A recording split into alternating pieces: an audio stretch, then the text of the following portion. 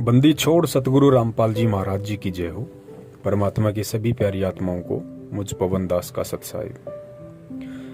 बहुत सारे भगत भाई बहनों की एक शंका है, क्योंकि वो प्यारी आत्माएं नई नई परमेश्वर के मार्ग से जुड़ती हैं, पहले सत्संग इतना सुन नहीं पाती हैं, और इस भक्ति मार्ग की जो क्रियाएं हैं जो गुरुदेव ने बताई हैं वो समाज और दुनिया के बिल्कुल विपरीत हैं। तो हर बार उनको ऐसा लगता है कि कहीं मेरा नाम तो खंड नहीं हो गया, कहीं मेरी कोई मर्यादा तो भंग नहीं हो गई। चिंतित वो आत्मा हो जाती है।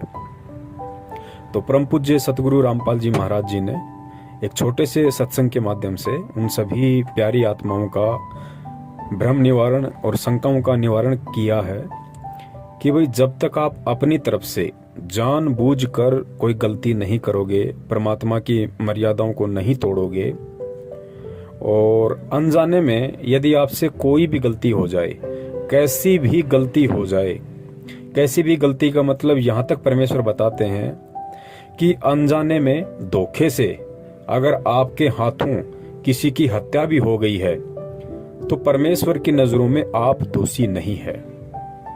यहाँ का जो विधान है वो अलग है और परमात्मा का विधान अलग है। अगर धोखे से अनजाने में अगर हमारे से किसी जीव की हत्या भी हो जाती है और यदि हम परमेश्वर की शरण में हैं और मर्यादा में हैं, तो परमात्मा यहाँ का जो नियम है काल भगवान का, उस हत्या के लिए जो दंड है परमात्मा उसमें भी हमारी रक्षा करता है। और अपने विधान में तो परमात्मा पूर्णतया निर्दोष ही साबित करता है। तो इस छोटे से सत्संग में परमपिता परमेश्वर जी ने यही समझाया है कि बच्चों, इस मार्ग में आने के बाद तुम केवल ज्ञान को आधार बनाओ, सत्संग ज्यादा से ज्यादा सुनने का प्रयास करो, क्योंकि सत्संगों में समूल शंकाओं का निवारण है। छोटी छोटी बातों को लेकर चिंतित मत हुआ करो, और ये जो परमेश्वर के नियम आपको बताए गए हैं, जो मर्यादाएं आपको बताई गई हैं कि किन किन बातों से आपकी मर्यादाओं का हनन होता है, आपकी मर्यादा खंडित होती है और परमात्मा की मेहर से आप दूर हो जाते हैं, उन मर्यादाओं को यदि आप जानबूझ के तोड़ोगे तो आप परमात्मा से दूर हो। और यदि अनजाने में आपसे वो मर्यादा टूट गई है, धोखे से मान लीजिए, गुरुदेव ने यहाँ तक कह दिया कि अगर आपके साथ किसी ने धोखा करके, छल कपट करके यदि आपको शराब पिला दी, आपको बियर पिला दी, आपको कोई नशीली वस्तु खिला दी, यानी आपसे कुछ भी उन्होंने करवा दिया धोखे से, और आपने वो काम कर लिया, आपको नहीं पता था कि मेरे साथ कोई ऐसा कर रहा है, और यदि आपने उस काम को कर लिया अनजाने में, धोखे में आके, तो गुरुदेव कहते हैं कि बच्चों, उस स्थिति में आप परमात्मा से दूर नहीं होते हैं, अर्थात आपका नाम खंड नहीं होता है। और आपने बिल्कुल भी चिंता नहीं करनी चाहिए, और परमेश्वर को दंडवत प्रणाम करके कि हे परमपिता परमेश्वर, दास आगे से सचेत रहेगा और ऐसे लोगों के संपर्क में रहने से भी बचेगा। और उसके बाद परमेश्वर कहते हैं कि अपनी भक्ति को करता रहे, भक्ति को नहीं त्यागना चाहिए।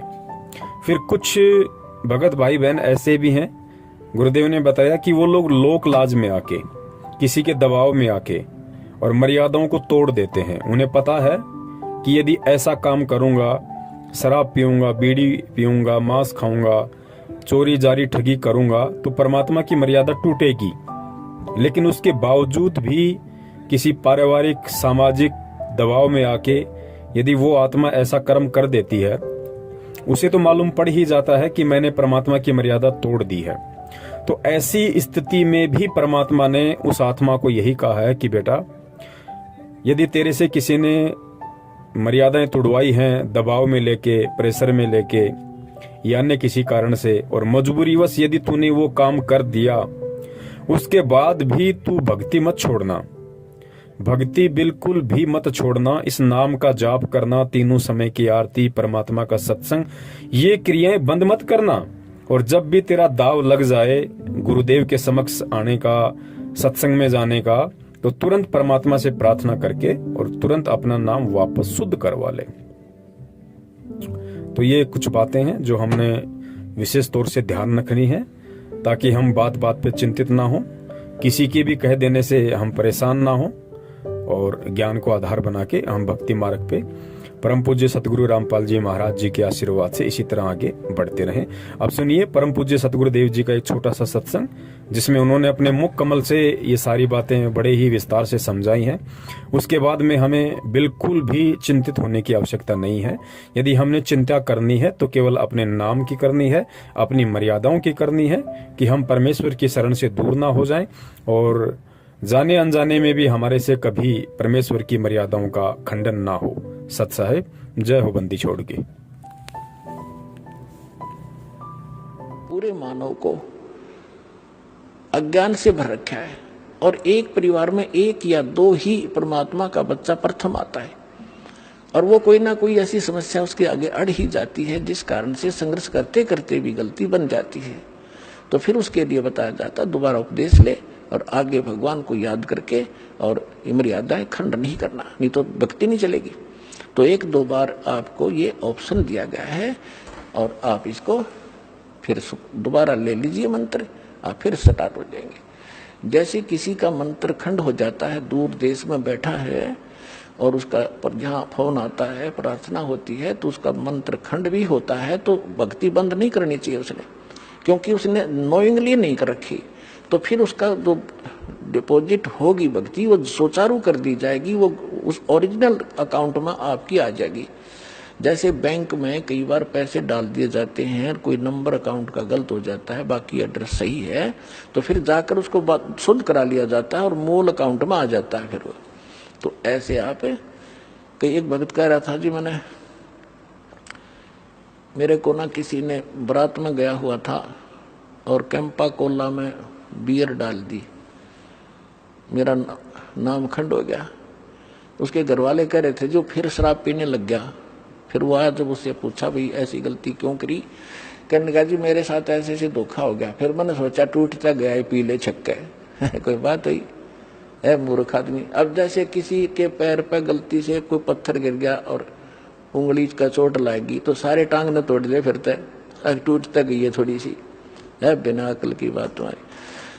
तो उसको ऐसा नहीं करना चाहिए। वो खंड आपने किया नहीं, किसी कारण से हो गया, तो वो खंड भी नहीं होता ऐसे। अगर किसी ने आपके साथ धोखा किया है तो आपका नाम खंडित नहीं हुआ। फिर भी शंका बनी है तो सुचारू करवा लीजिए, वो कोई दिक्कत नहीं। और भक्ति नहीं छोड़नी चाहिए, वो करती रहनी चाहिए। किसी भी कारण से खंडित हो भी गया है, साधना करते रहिए, लेकिन इस उद्देश्य से कि फिर माफी मांगूंगा।